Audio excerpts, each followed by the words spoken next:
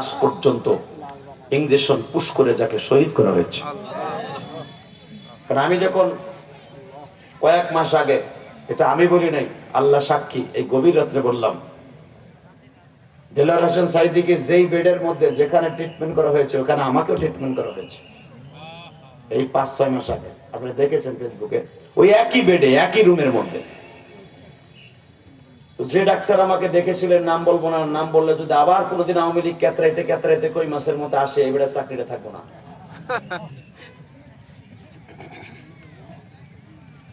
এই ডাক্তার আমাকে নিজে বলেছে, মোস্তফা জামান এই জালিম যখন ইঞ্জেকশনটা পুশ করে চোখের সামনে,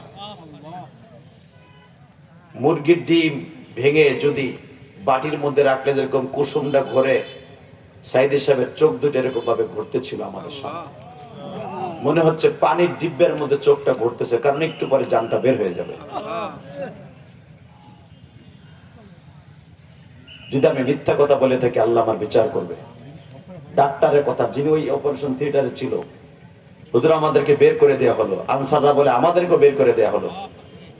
মাত্র 25 মিনিট পরে শুনে উনি আর দুনিয়ায় নাই। আল্লাহর বিচার আছে না নাই? আস্তে কথা বললে লুলা হইয়া মরবা, লুম্বা এই সাতার মাইকে ওয়াজ করা যাবে না। কি ঘোড়ার মাইকে, কি মাইক থেকে জোরে চলে গেছে, কিন্তু তার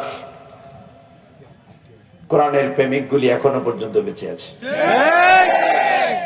উনি 2000 সালের শুরুতে বলেছিলেন, এক সাইদি চলে লোকান্তরে, 1000 সাইদি প্রত্যেক ঘরে ঘরে থাকবে। রেসকোর্স ময়দানে এবং প্যারেড ময়দানে এই কথাগুলো বলেছিলেন। এখন যেটা শোনা যায় ক্যাসেটের মাধ্যমে, ওনার কথাগুলো সত্য। মারহাবা।